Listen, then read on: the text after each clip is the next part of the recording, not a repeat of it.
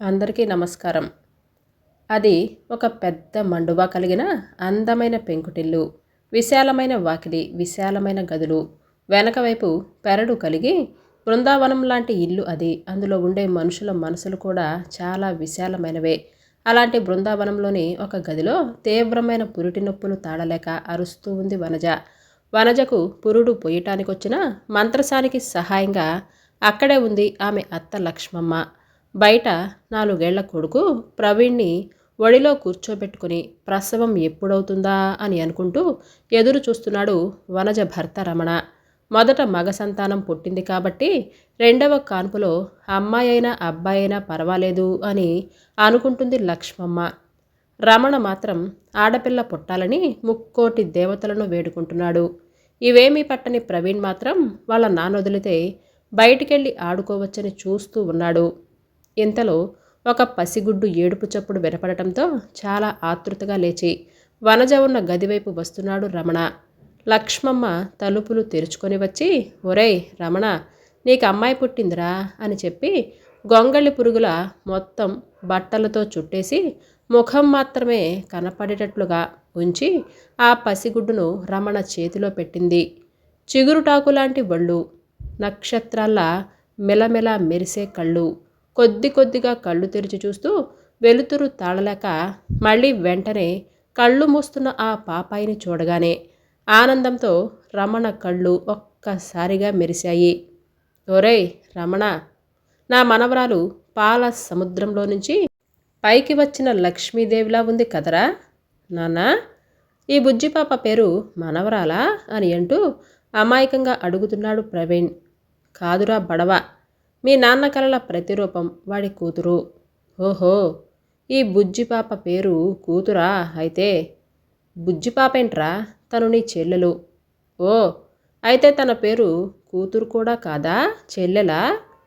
రమణ ఆ పాపని ఎత్తుకొని ప్రవీణ్ హైట్కి వంగి, పాప ఇప్పుడే పుట్టింది కాబట్టి ఇంకా పేరేమీ ఉండదు, మనమే ఏదో ఒక పేరు నిర్ణయించాలి. నువ్వు చెప్పు, నీ చెల్లెలకి ఏ పేరు పెడితే బాగుంటుంది?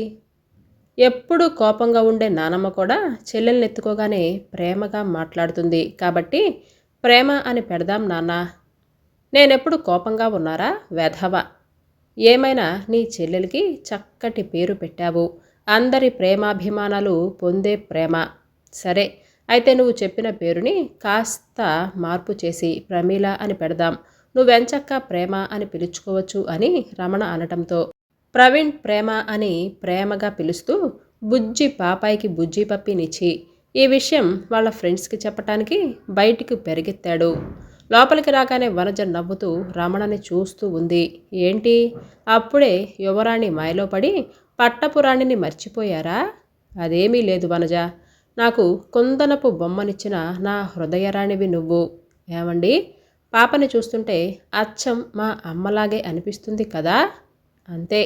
బయట అటుగా వెళుతున్న లక్ష్మమ్మ చెవిలో ఈ మాట పడగానే అప్పటి వరకు మనవరాలిని చూసి మురిసిపోయిన మనిషి కాస్త ఆ పాప మీద ఒక రకమైన ఫీలింగ్ తెచ్చుకుంది.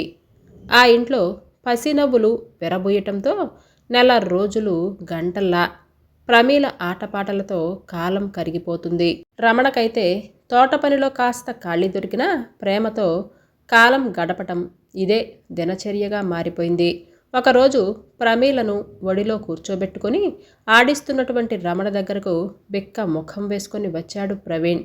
ఏమైంది నాన్న, ముఖం అలా ఉంది? ఎవరితోనైనా గొడవ పడ్డావా, లేదా ఏమైనా కొనుక్కోవాలా అని అంటూ ప్రవీణ్ని కూడా మరోవైపు కూర్చోబెట్టుకున్నాడు. నాన్న, ప్రేమొచ్చిన దగ్గర నుండి మీరు నాతో అస్సలు ఆడుకోవటమే మానేశారు. ఎప్పుడు చూడు ప్రేమతోనే మాట్లాడుతున్నారు. మరి నేను ఎవరితో ఆడుకోవాలి? మీకు నాకంటే చెల్లెలంటే ఎక్కువ ఇష్టమా? అలాంటిదేమీ లేదు నాన్న, నాకు మీరిద్దరూ ఇష్టమే. మరి చెల్లి రాకముందు నీ ఒక్కడితోనే ఆడుకున్నానా లేదా? ఇప్పుడు నువ్వు బయటికెళ్ళి ఆడుకోగలుగుతున్నావు కాబట్టి నేను చెల్లితో ఆడుకుంటున్నాను. చెల్లి కూడా నీలా పెద్దయ్యాక బయటికి వెళ్ళి ఆడుకుంటుంది కదా. అప్పటి వరకు తనకింట్లో తోడుగా ఉండాలి కదా. అయినా చూడు, నేనిప్పుడు కూడా నిన్ను చెల్లెల్ని ఇద్దరినీ కూర్చోబెట్టుకున్నాను. అలాగే పెద్దయ్యాక కూడా మీ ఇద్దరిని ఇంతే ప్రేమగా చూసుకుంటాను. ఆ తర్వాత చెల్లి పెళ్ళయ్యాక జీవితం మొత్తం నీతోనే కదా ఉండేది అంటే అప్పుడు చెల్లి కంటే అమ్మ నేను నీకే ఎక్కువ ప్రేమను పంచిస్తున్నట్లు కదా. అవును అని అంటూ చిన్నగా నవ్వాడు ప్రవీణ్. చూడు నాన్న ప్రవీణ్, ఆడపిల్లలు మన దగ్గర ఎక్కువ కాలం ఉండరు కాబట్టి వాళ్ళు మనతో ఉన్నన్ని రోజులు మనకున్న సమయం మొత్తం వాళ్ళకే ఇవ్వాలి. వాళ్ళని సంతోషంగా చూసుకోవాలి. ఆ రోజు వాళ్ళ నాన్న చెప్పిన మాటల ప్రభావమో లేదో చెల్లెల మీద ఉన్న ప్రేమో తెలియదు కానీ ప్రవీణ్ ప్రేమ విషయంలో చాలా ఓవర్ కేరింగ్గా ఉండేవాడు. రమణ ఇంట్లో ఉన్నప్పుడు ముందుగా ప్రేమకు అన్నం తినిపించాకే అతను తినేవాడు. కానీ రమణ ఇంట్లో లేని సమయంలో మాత్రం లక్ష్మమ్మ ఇంట్లో మగవాళ్ళు తినకుండా ఆడపిల్లకి ముందుగా పెట్టడం ఏంటి అని అంటూ ప్రేమను తిననివ్వకుండా ఆపేసేది. ఏంటమ్మా, నానమ్మ నాన్న ఉన్నప్పుడు ఒకలా లేనప్పుడు ఒకలా ఉంటుంది నాతో. ఆడపిల్లలు ముందుగా భోజనం చేయకూడదా అమ్మా అని అంటూ అమాయకంగా అడుగుతున్న కూతురికి ఏమని సమాధానం చెప్పాలో తెలియక ఆలోచిస్తున్న వనజ దగ్గరకు వచ్చింది లక్ష్మమ్మ. ఏంటి, కూతురికి సరైన బుద్ధులు నేర్పించవా? అదలా అడుగుతుంటే సమాధానం చెప్పవేం అని గద్దించింది. అత్తగారి మాటలు భయంతో, చూడమ్మా ప్రేమ, ఇంట్లో మగవాళ్ళు తినకుండా ఆడవాళ్ళు అన్నం తినే ఆచారం లేదమ్మా మనకు. అలాగే ఇంటికి ఎవరైనా బంధువులు వచ్చినప్పుడు కూడా వచ్చిన బంధువులు అందరూ తినే వరకు ఇంట్లో ఆడవాళ్ళు తినకూడదు. బాగా గుర్తుపెట్టుకో. అంతేనా అత్తయ్యగారు? అంతేనా అని నన్ను అడుగుతావేంటే? రేపొద్దున పెళ్లి చేసి అత్తారింటికి పంపాల్సిన పిల్లకి మంచి చెడు చెప్పాల్సిన బాధ్యత తల్లిగా నీకు లేదా? నీకెలాగూ మీ అమ్మ ఏమీ చెప్పి చావలేదు. నీ కూతురికైనా నువ్వు పద్ధతులు నేర్పించాలి కదా. అందరికీ నాలాంటి మంచి అత్తగారు దొరకటానికి అదృష్టం ఉండాలి కదా. వీళ్ళిలా మాట్లాడుకుంటూ ఉండగానే ప్రవీణ్ వచ్చి ప్రేమను వాళ్ళ ఫ్రెండ్స్తో పాటు ఆడుకోవటానికి బయటికి తీసుకెళ్ళాడు. బయట కూడా ప్రేమకు ఏ చిన్న దెబ్బ తగలకుండా చాలా జాగ్రత్తగా గాజు బొమ్మలా చూసుకునేవాడు ప్రవీణ్. అతి జాగ్రత్త ప్రేమకి కాస్త ఇబ్బందిగా ఉన్నా తనకి కూడా అన్నంటే అంతే ప్రేమ కాబట్టి ప్రవీణ్ చెప్పినట్లుగా నడుచుకునేది. ప్రవీణ్ బయటికి తీసుకెళ్లటం వలన ప్రేమకి శ్రావణి అని మంచి ఫ్రెండ్ దొరికింది. అమ్మ నాన్న, నానమ్మ, ప్రవీణ్, శ్రావణి, ఇంతే. చాలా చిన్న ప్రపంచం ప్రేమది. తన అదృష్టమో దురదృష్టమో తెలియదు కానీ అందరికీ ప్రేమంటే వల్లమాలిన ప్రేమ. కొన్ని సంవత్సరాలకి ప్రేమ పెద్దదైంది. అప్పటి నుండి ప్రవీణ్ కేరింగ్ మరీ ఎక్కువైంది. తనని ఆడుకోవటానికి కూడా బయటికి వెళ్ళనిచ్చేవాడు కాదు. ఏమైనా అంటే, నేను నీకు అన్నయ్యని, నిన్ను జాగ్రత్తగా చూసుకోవాల్సిన బాధ్యత నా మీద ఉంది అని అనేవాడు. ఎలాగైనా ఈ విషయం వాళ్ళ నాన్నతో చెప్పి ఆడుకోవటానికి బయటికి వెళ్ళాలి అని వచ్చిన ప్రేమ. రమణ వనజతో మాట్లాడే మాటలు విని అక్కడే ఆగిపోయింది. వనజ, ప్రేమకి ఆ గౌనులు లంగా జాకెట్లు వేయటం ఆపేసి చక్కగా లంగా ఓణి వేయించు. అదేంటండి, అదింకా చిన్నపిల్లే కదా, అప్పుడే లంగా ఓణీలు అవి వేయటం ఎందుకు? ఎప్పటి నుండే దాని రెక్కలు విరిచి గూట్లో పక్షిలా బంధించేస్తారా అని దిగులుగా అడుగుతుంది. వనజ, మనం మాత్రమే కరెక్ట్గా ఉంటే సరిపోదు వనజ. బయట ప్రపంచం వేరేలా ఉంది. మనం మన జాగ్రత్తలో ఉంటేనే ఆడపిల్లలకు రక్షణ లేకుండా పోతుంది. నేను నా కూతురు విషయంలో ఎలాంటి చాయిస్ తీసుకోను. ఈ విషయాలు ఏవి అమ్మ దగ్గర మాట్లాడొద్దు అని చెప్పి బయటికి వెళ్ళిపోయాడు రమణ. ఇక అప్పటి నుండి బడికి వెళ్ళి రావటం, శ్రావణి ఇంటికి వస్తే శ్రావణితో పెరట్లో కబుర్లు చెబుతూ ఉయ్యాల బొగుతూ కాలక్షేపం చేయటం, ఇంతకు మించి వేరే ఏమీ లేకుండా పోయింది ప్రేమకు. ఒక్కోసారి వాళ్ళు చూపించే ప్రేమతో కూడిన జాగ్రత్త మనసుకి బాధ అనిపించినా అదంతా వాళ్ళ నాన్నకు అన్నకు తన మీదున్న ప్రేమ అని తనకు తానే మనసుకు సర్ది చెప్పుకునేది. కాలం ఇలాగే గడిచిపోతూ ఉండగా ప్రేమ వాళ్ళ మండలంలోనే 10వ తరగతి ఫస్ట్ ర్యాంకుగా నిలిచింది. ప్రేమను మంచి కాలేజీలో ఇంటర్మీడియట్ జాయిన్ చేయమని చెప్పటానికి వాళ్ళ స్కూల్ హెడ్ మాస్టర్తో పాటు మరొక టీచర్ కూడా ఇంటికొచ్చారు. కానీ వాళ్ళని సున్నితంగా తిరస్కరించి పంపారు తండ్రి కొడుకులు. ఎందుకండి అంత పెద్ద టీచర్లు వచ్చి చెప్తే అలా పంపించేశారు అని అంది వనజ బాధగా. ఎందుకంటే ప్రేమను కాలేజీకి పంపటం నాకు ప్రవీణ్కి ఇష్టం లేదు. 1-2 సంవత్సరాలలో పెళ్లి చేస్తాను.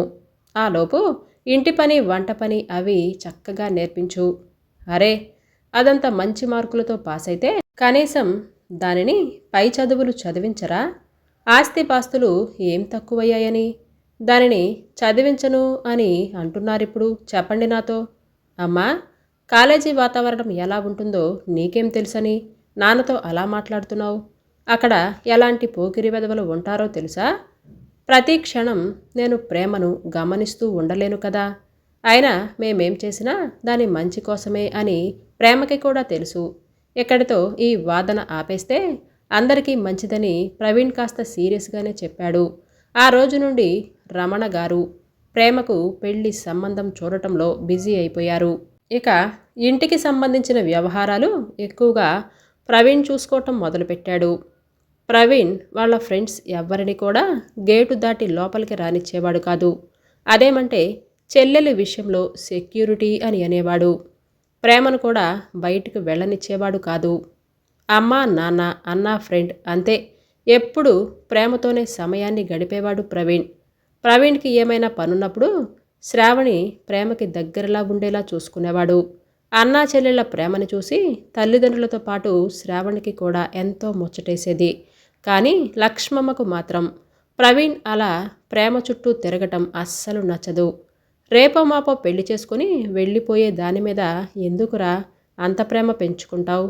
పెళ్లి చేసుకుని వెళ్ళిపోయినా అది నా చెల్లెలే కదా నాయనమ్మా. నాలో ఊపిరి ఉన్నంత వరకు నా చెల్లెల్ని జాగ్రత్తగా చూసుకుంటాను అని నాన్నకి మాటిచ్చాను. దానికి ఎక్కడి నుంచి ఎవరి నుండి ఎలాంటి ఇబ్బంది అనేది రాకుండా చూసుకోవటం అన్నగా నా బాధ్యత. నిజంగా నువ్వు చాలా లక్కీ ప్రేమ. నిన్నెంతో అపురూపంగా చూసుకునే అమ్మ, నాన్న, అన్నయ్యను ఇచ్చాడా దేవుడు అని చెబుతూ ఉయ్యాల్లో ఊగుతున్న శ్రావణి అంటుంది. నీకు తెలియదు శ్రావణి, వీళ్ళ అతి ప్రేమ వలన నా జీవితంలో సంతోషం అనేదే లేకుండా పోతుంది. ఎప్పుడు నా సంతోషం గురించే ఆలోచించే వాళ్లకు నా సంతోషం ఎందులో ఉందో తెలుసుకోవాలి అనే ఆలోచన లేదు. నీ మనసులో ఏముందో వాళ్ళకి ఎలా తెలుస్తుంది ప్రేమ? నీకిలా ఉండటం ఇష్టం లేదు అనే విషయం వాళ్ళకి చెప్పొచ్చు కదా.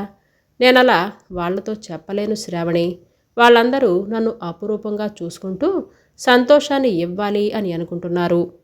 ఇప్పుడు వాళ్ళు చూపే అభిమానంలో నాకు సంతోషం లేదు అని తెలిస్తే వాళ్ళు తట్టుకోలేరు.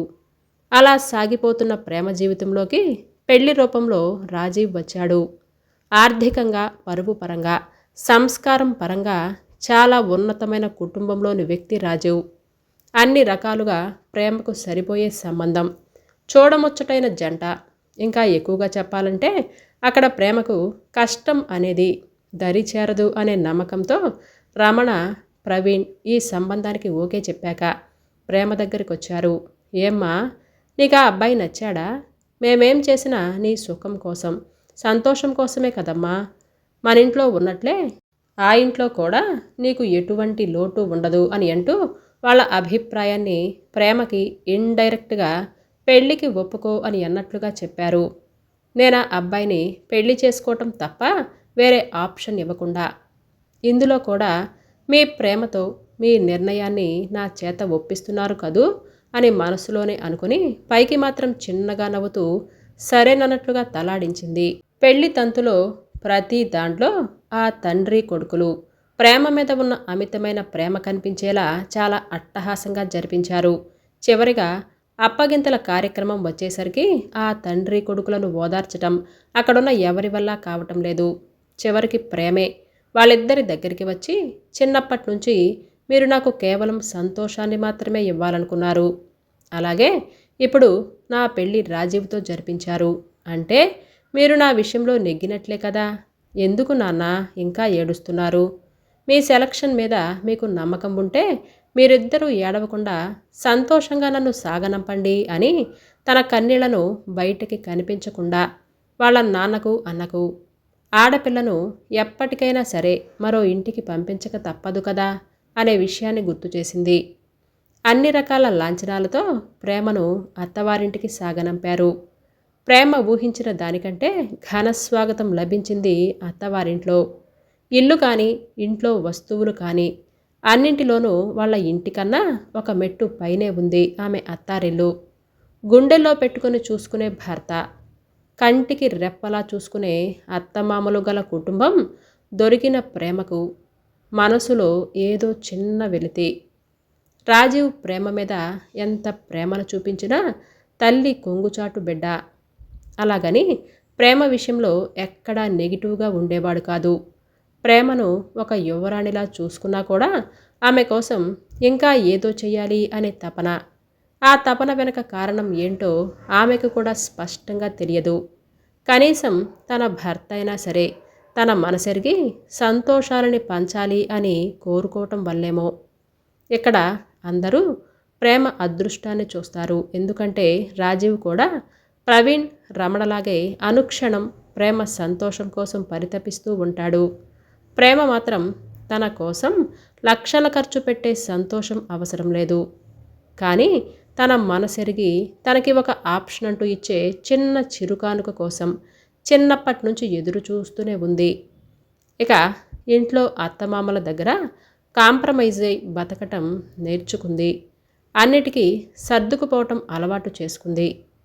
ఇంకా ఇక్కడ విషయాలు ఏవి ప్రవీణ్ వాళ్ళకి చేరకుండా జాగ్రత్త పడటం కూడా నేర్చుకుంది. పెళ్ళయ్యాక పుట్టింటికి వచ్చిన ప్రేమలో చాలా మార్పులు గమనించాడు ప్రవీణ్. అతను మొదట రాజీవ్ మీద డౌట్ పడినా రాజీవ్ ప్రేమ మీద చూపించే కేరింగ్ చూస్తుంటే అలాంటిదేమీ లేదు అని అర్థమైంది.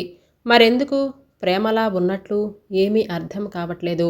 అప్పటి నుండి ప్రవీణ్ ప్రేమను అబ్జర్వ్ చేయటం మొదలుపెట్టాడు. ప్రేమ ఎప్పటిలాగే నవ్వుతూనే ఉంది, కానీ ఆ నవ్వులో జీవం లేదు. మొదటిసారిగా గుర్తించాడు ప్రవీణ్. భోజనాలయ్యాక అందరూ ఒకే చోట కూర్చొని సరదాగా కబుర్లు చెప్పుకుంటూ ఉండగా ఉన్నట్లుండి ప్రేమ కళ్ళు తిరిగి పడిపోయింది. రమణ, ప్రవీణ్లకు తోడు రాజీవ్ హడావుడి కూడా అంతా ఇంతా కాదు. వెంటనే ఎవరికి వారు డాక్టర్కి ఫోన్ చేసి ఇంటికి పిలిపించారు. ఒకరు కాదు, ఇద్దరు కాదు, ఏకంగా 3 డాక్టర్లు ఇంటికొచ్చారు. వాళ్ళ హడావుడి చూస్తుంటే వనజకు నవ్వొస్తున్నా మరోవైపు ప్రేమ అలా ఎందుకు కళ్ళు తిరిగి పడిపోయిందో అని ఆందోళనగా ఉంది. డాక్టర్ ప్రేమను చెక్ చేసిన తర్వాత మీరేమీ కంగారు పడాల్సిన పని లేదు, షీఈజ్ ప్రెగ్నెంట్, కానీ ఆమె మానసికంగా చాలా ఒత్తిడికి గురవుతుంది. ఈ సమయంలో ఆమె అలా ఉండటం కడుపులోని బిడ్డకు అంతగా మంచిది కాదు. టేక్ కేర్ ఆఫ్ హర్ అని చెప్పి డాక్టర్ గారు వెళ్ళిపోయారు. ఆ క్షణం నుండి ప్రేమను కాలు కింద పెట్టనివ్వకుండా ఎంతో అపురూపంగా చూసుకుంటున్నాడు రాజీవ్. వాళ్ళమ్మగారు కూడా పూటకో రకంగా వండి పెడుతూ ఆమె ఆరోగ్యం విషయంలో ఎంతో జాగ్రత్త తీసుకుంటుంది. రాజీవ్ మంచి మంచి బుక్స్ సెలెక్ట్ చేసి ప్రేమ కోసం తీసుకొచ్చాడు. అవెందుకు అని ప్రేమ అడిగితే కడుపుతో ఉన్న వాళ్ళు బుక్స్ చదవటం వలన లోపల బేబీ చాలా యాక్టివ్గా ఉంటుందని ఎవరో చెప్తే విన్నాను అని అన్నాడు. కానీ ప్రేమకు ప్రతి విషయంలో నిర్లిప్తంగా అనిపించింది. ఆ బుక్స్ వచ్చి వారం గడిచినా కనీసం వాటిని ముట్టుకోనే లేదు. ఇక తప్పక రాజీవ్ ఆఫీస్ నుంచి వచ్చాక డైలీ 1 గంట పాటు తానే స్వయంగా ప్రేమ పక్కన కూర్చొని చదివి వినిపించేవాడు. ప్రేమలో మునుపటి హుషారుతనం పూర్తిగా మాయమైంది. అందరూ తను ప్రెగ్నెంట్ కావటం వలన అలా నీరసంగా ఉంటుందేమో అని అనుకున్నారు. కానీ ప్రవీణ్ మాత్రం ప్రేమను ఓ కంట కనిపెడుతూనే ఉన్నాడు. అసలు ప్రాబ్లం ఏంటి అని తనని అడిగి ఇబ్బంది పెట్టడం కంటే తన ప్రాబ్లం ఏంటో తెలుసుకొని దాన్ని సాల్వ్ చెయ్యాలి అని చూస్తున్నాడు. అలా రోజులు గడిచిపోతూ ఉండగా ప్రేమకు శ్రీమంతం చేయవలసిన సమయం రానే వచ్చింది. అమ్మవటం కోసం శరీరంలో వచ్చిన మార్పుల వలన ప్రేమ చాలా కొత్తగా కనపడుతుంది. శ్రీమంతం రోజున కూతుర్ని చూస్తున్న రమణ గారికి ఆమె పుట్టినరోజు చేతిలోకి తీసుకున్న క్షణాలు కళ్ళ ముందు కదిలి అప్పుడే నా కూతురు ఎంత పెద్దదైపోయింది అని అనుకుంటూ ఒక రకమైన భావోద్వేగానికి లోనవుతున్నారు. చిన్నప్పటి నుండి కష్టం, సమస్య అనేది నా చెల్లెలు దరిదాపుల్లో కూడా రాకుండా జాగ్రత్తగా చూసుకున్నాను. ఇప్పుడు నా చెల్లెలి డెలివరీ వరకు ఆ కడుపును మోస్తూ అవస్థ పడుతూ ఉంటుంది. అసలే చిన్నపిల్ల. డెలివరీ టైంలో అంత నొప్పిని ఎలా తట్టుకోగలదో ఏమో. భగవంతుడా, నా చెల్లెలికి కావలసిన శక్తినివ్వు స్వామి అని వేడుకుంటున్నాడు ప్రవీణ్. మా ఇద్దరి ప్రేమకు ప్రతిరూపాన్ని తన కడుపులో మోస్తున్న భార్యకు ఎక్కువగా కష్టపడనివ్వకుండా సిజేరియన్ చేయించాలని ప్రేమను చూస్తూ తనలో తానే అనుకుంటున్నాడు రాజీవ్. తల్లవ్వబోతున్న తన కూతుర్ని చూసుకుంటూ ఎంతో గర్వపడుతుంది వనజ. తన ఇంటికి రాబోతున్న కొత్త తరాన్ని, కడుపున మోస్తున్న కోడల్ని చూస్తూ మురిసిపోతున్నారు రాజీవ్ వాళ్ళ అమ్మ నాన్న. నిజంగానే ఇంతమంది ప్రేమను పొందుతున్న ప్రేమ అదృష్టవంతురాలే కదా. మరి ఆ అదృష్టం తనతో శాశ్వతంగా ఉంటుందా అని కూతుర్ని చూసుకుంటూ ఎంతో గర్వపడుతుంది వనజ. వాళ్ళందరి ఆదరాభిమానాలు అతి జాగ్రత్తతో ప్రేమకు రోజులలా గడిచిపోతూ ఉన్నాయి. అలా చూస్తూ ఉండగానే ప్రేమ డెలివరీ రానే వచ్చింది. ప్రేమని ఆపరేషన్ థియేటర్కి తీసుకెళ్లారు. బయట రాజీవ్ పరిస్థితి చూస్తుంటే రమణ గారికి ప్రేమ పుట్టిన రోజు గుర్తుకొచ్చింది. ఒక పక్క రమణ కూడా టెన్షన్గా ఉన్న అల్లుడికి ధైర్యం చెప్తున్నాడు. కాసేపటికి నర్స్ వచ్చి పండంటి మగబిడ్డను రాజీవ్ చేతిలో పెట్టి వెళ్ళింది. ఎన్ని జనరేషన్లు మారినా మొదట మగబిడ్డ పుట్టగానే ఫ్యామిలీలో ఆ హ్యాపీనెస్ వేరు. అందరూ ఎంతో సంతోషంగా ఉన్నారు. అమ్మ చేతిలో పెట్టి ప్రేమను చూడటానికి ఆమె గదిలోకి వెళ్ళాడు. రాజీవ్ వెళ్లేలోపే అక్కడ ప్రవీణ్, రమణ ఉన్నారు. రాజీవ్ రూమ్లోకి వెళ్ళాక కాసేపటికి ప్రేమకు స్పృహొచ్చింది. ఆమె కళ్ళు తెరిచి చూడగానే ముందుగా రమణ, పక్కన రాజీవ్, ఆ పక్కన ప్రవీణ్ ముగ్గురు కనపడ్డారు. ప్రేమకింకా పూర్తిగా మత్తు వదలలేదు. కానీ పుట్టింది పాపో బాబో తెలుసుకోవాలి అనే ఆరాటంతో ఏదో మాట్లాడాలి అని అనుకునే లోపే ఆమె మనసులో మాటను గ్రహించి ముగ్గురు అనుకోకుండా ఒకేసారి బాబు పుట్టాడు అని ఆనందంగా చెప్పారు. ప్రేమ ఒక్కొక్కరిని మార్చి మార్చి చూస్తూ చిన్నప్పటి నుంచి మొదలు పెళ్ళయ్యాక కూడా మీ ముగ్గురి అతి ప్రేమ వలన నా జీవితంలో నిజమైన సంతోషాలని ఆస్వాదించలేకపోతున్నాను అని, ఇంకా ఇప్పుడు వాడెలా ఉండబోతున్నాడో అని మనసులోనే అనుకుంది. ఆ బాబుకి అరుణ్ అని నామకరణం చేశారు. అరుణ్ చాలా యాక్టివ్గా ఉండే అబ్బాయి అని అనుకుంది. ఎప్పుడు వాళ్ళమ్మ వెనకాలే తిరుగుతూ ఉండేవాడు. ఒకరోజు రాజీవ్ ప్రేమను ప్రేమగా దగ్గరికి తీసుకునేలోపే అక్కడికి అరుణ్ వచ్చాడు. ఏం చేస్తున్నావు డాడీ అని అంటూ సీరియస్గా అడిగాడు. ఏం లేదు బుజ్జుకొండ, మీ మమ్మీకి పనులు చెప్తున్నాను అని ఏదో కవర్ చేశాడు. అయినా ఇంట్లో మీ మమ్మీ కూడా ఉంది కదా, ఎప్పుడు చూడు మా మమ్మీకి పనులు చెప్తుంటావు ఏంటి అని ఐబ్రోస్ ఎగరేస్తూ అడిగాడు అరుణ్. ఒరే వెధవ, మీ మమ్మీ నీకు మమ్మీ కాకముందు నా పెళ్ళాం కాబట్టి నేను ఇలాగే పనులు చేయించుకుంటాను అని అంటూ స్టైల్గా చెప్పాడు రాజీవ్. ఆ స్టైల్ చూసి అరుణ్కి వళ్ళు మండిపోయింది. ఓ అలాగా, అలా అయితే నేను కూడా మీ మమ్మీని నా పెళ్ళాన్ని చేసుకొని నీ ముందు మీ మమ్మీతో కూడా ఇలాంటి పనులు చేయిస్తాను. అప్పుడు తెలుస్తుంది నీకు నా బాధేంటో. ఇంకోసారి ఎప్పుడైనా సరే మా మమ్మీకి పనులు చెప్పావంటే చూడు అని అంటూ వేలు చూపించి భయపెట్టి వెళ్ళిపోయాడు. అరుణ్ మాటలకు ఆశ్చర్యపోవటం రాజీవ్ వంతైతే మళ్ళీ వీడు కూడా వేళ్లలాగే తయారయ్యాడేంటి దేవుడా ఇది అనే ప్రేమ తలకొట్టుకుంటుంది. అరుణ్ ప్రేమ విషయంలో ఎంత పొసెసివ్గా ఉండేవాడంటే నిద్రలో కూడా రాజీవ్ ప్రేమ మీద చెయ్యి వేస్తే ఒప్పుకునేవాడు కాదు. ఆ తర్వాత కొద్ది కాలానికి ఒక కూతురు పుట్టింది. ఆమె కూతురు పేరు నైమిష. ఒకరోజు సాయంకాలం నైమిషని తీసుకొని గుడికి వెళ్ళింది ప్రేమ.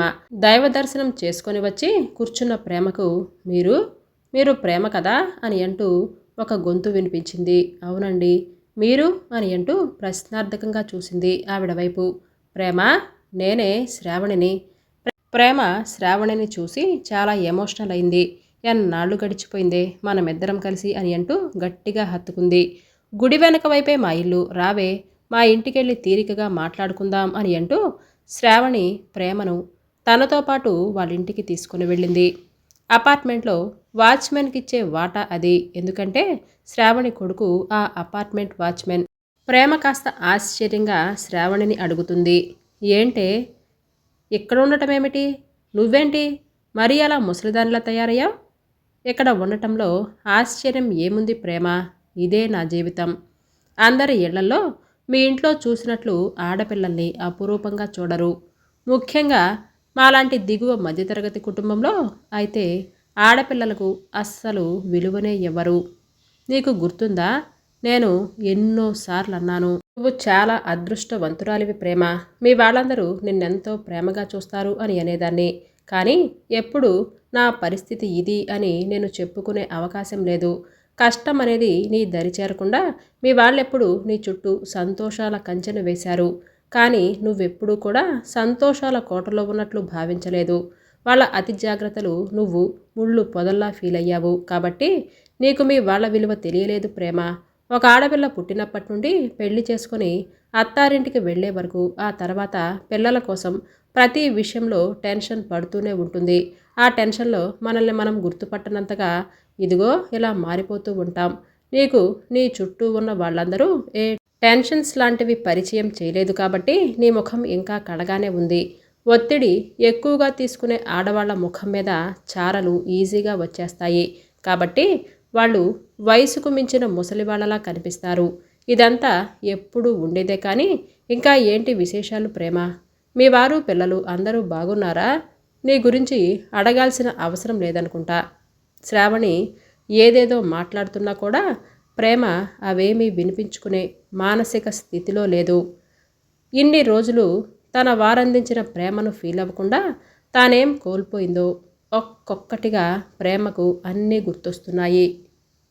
ప్రతి చిన్న విషయానికి కూడా తిడుతూ తనని కంటికి రెప్పలా కాచుకున్న వాళ్ళ నాయనమ్మ ప్రేమ, ఎప్పుడు ఆమె చెయ్యి ఉపయోగించే అవసరం లేకుండా తానే స్వయంగా తినిపించిన వాళ్ళ నాన్న ప్రేమ, అందరిలోకి తన కూతురు మాత్రమే బుట్టబొమ్మలా కనిపించాలని అందంగా ముస్తాబు చేసి మురిసిపోయిన వాళ్ళమ్మ ప్రేమ, అమ్మ నాన్న కంటే ఎక్కువ ప్రేమను తనకందించాలని తన కోసమే తాపత్రయపడ్డ అన్న ప్రేమ, భర్తనని ఆధిపత్యం ఎక్కడా చూపించకుండా తనను చంటిపాపలా చూసుకున్న భర్త ప్రేమ, పుట్టింటి నుంచి ఏం తీసుకొచ్చావు అని ఆశించే అత్తమామలు ఉండగా తనని కన్న కూతురులా చూసుకునే అత్తమామల ప్రేమ, నాతో ఉన్న బంధాన్ని పెంచే అమ్మాయి దొరికినప్పుడే పెళ్లి చేసుకుంటానని తన సంతోషాలను కూడా పక్కన పెట్టిన కొడుకు ప్రేమ, నేను నా నిరాశ నిస్పృహలతో ఆనందమైన మధుర క్షణాలను ఆస్వాదించలేకపోయాను. వెంటనే తన వాళ్ళందరినీ చూడాలని శ్రావణికి వెళ్ళొస్తాను అని చెప్పి ఆమెను గట్టిగా హత్తుకుని ఇంటికి వెళ్ళింది. ఇంటికొస్తూనే అర్చనకు ఆఫీస్కు 4 రోజులు లీవ్ పెట్టే, మనం ఊరు వెళదాం అని అర్చనకు మాట్లాడే అవకాశం ఇవ్వకుండా తనే దగ్గరుండి లగేజ్ ప్యాకింగ్ స్టార్ట్ చేసింది. ఏంటమ్మా అని అర్చన ఏదో మాట్లాడాలి అని అనుకునేలోపే ఆమె భర్త ఆఫీస్ నుంచి రావడంతో ఆశ్చర్యంగా చూస్తున్న అర్చనకు, అత్తయ్య గారు అర్జెంటుగా ఊరెళ్ళాలి, రమ్మంటే వచ్చేశాను. ఏమైంది అర్చన? ఎవ్రీథింగ్ ఓకేనా అని అన్నాడు. ఎవ్రీథింగ్ ఓకే అండి. పదండి అల్లుడు గారు, బయలుదేరదాం. వెళుతూ వెళుతూ ప్రయాణంలోనే ప్రేమ తన వాళ్ళందరితో ఫోన్లో మాట్లాడుతూ రేపు ఉదయానికల్లా వాళ్ళ ఇంట్లో ఉన్న పూజకు రమ్మని అందరినీ ఆహ్వానించింది. పూజ పేరు చెప్తే ఎవరు కాదనకుండా వస్తారు కాబట్టి అందరినీ ఒకచోటే చూడాలి అనే ప్రేమ తాపత్రయం తీరుతుందని అలాంటి ఆలోచన చేసింది ఆమె. ప్రేమ అనుకున్నట్లుగానే పూజ చాలా బాగా జరిగింది. వాళ్ళ అమ్మ నాన్న ప్రవీణ్ అందరూ వచ్చారు. తన ఆత్మీయులు అందరూ కళ్ళ ముందు నవ్వుతూ ఉంటే ప్రేమ ముఖంలో వెన్నెల కురిపించే నవ్వు వెల్లివిరిసింది. అది గమనించిన ప్రవీణ్ దగ్గరికొచ్చి, ప్రేమ, ఎన్నో ఏళ్ల నుండి నీ నవ్వు చూడాలి అని అనుకున్నా. ఈ స్వచ్ఛమైన చిరునవ్వును నీ పెదాలపైన చూశాను. దీనికోసం ఎన్నో ఏళ్లుగా ఎదురు చూస్తున్నాను. ఆ మాట వినగానే ప్రేమ చాలా ఆప్యాయంగా వాళ్ళన్నయ్యని హత్తుకుంది. ఆ రోజంతా ప్రేమ మనసు గాలిలో తేలుతున్నట్లుగా ఉంది. తన వయసును కూడా మర్చిపోయి చిన్న పిల్లల సరదాగా గడిపేసింది. జీవితంలో కేవలం ప్రేమను మాత్రమే పంచితే ఆ ప్రేమకి ఏ మాత్రము విలువ ఉండదని ప్రేమను చూస్తుంటే తెలుస్తుంది. ఈ మధ్య నా డియరెస్ట్ పర్సన్ ఒకరు చెప్పారు, లైఫ్లో ప్రేమ ఒక్కటే కాదు, బాధ కోపం అన్నీ ఉండాలి. ఎందుకంటే స్వీట్స్ అంటే ఇష్టమని డైలీ స్వీట్స్ మాత్రమే తింటూ పోతే కొన్ని రోజులకు బోర్ కొట్టేస్తుంది కదా. అందుకే స్వీట్స్తో పాటు కారం పులుపు వగరు అన్నింటినీ రుచి చూడాలి. కానీ ఎంత చెప్పినా మనిషి మాత్రం ఒక్కసారి కోపం చూపిస్తే తట్టుకోలేకపోతారు. మరదేనండి, ప్రేమను ప్రేమగా అందించినప్పుడు విలువ తెలియదు. చిన్న చిన్న గొడవలు అలకలు బొజ్జగింపుల తర్వాత చూపించే ప్రేమ ముందు ఎంతటి వారైనా కరిగిపోవాల్సిందే. తలను వంచాల్సిందే. అదే ప్రేమ గొప్పతనం. చిన్న చిన్న సమస్యలకే పెద్దగా కుంగిపోకుండా జీవితంలో ప్రతి అనుభవాన్ని కూడా మధుర అనుభూతిగా ఆస్వాదించాలి. ఎందుకంటే గడిచిన ఒక్క క్షణాన్ని కూడా మళ్ళీ మనం గుర్తు చేసుకోవటం తప్ప వెనక్కి తీసుకొని రాలేము. కూతురుగా అమ్మగా, అక్కగా భార్యగా, ఫ్రెండ్గా, కోడలిగా, మనవరాలిగా ప్రేమను పంచే ప్రతి ఒక్కరికి అన్నీ తానే అంకితం. ఈ కథ మీకు నచ్చిందండి? అయితే లైక్ చేయటం, సబ్స్క్రైబ్ చేయటం, షేర్ చేయటం మర్చిపోవద్దు. మీ అమూల్యమైన అభిప్రాయాలను నాకు కామెంట్స్ రూపంలో తెలియజేయండి.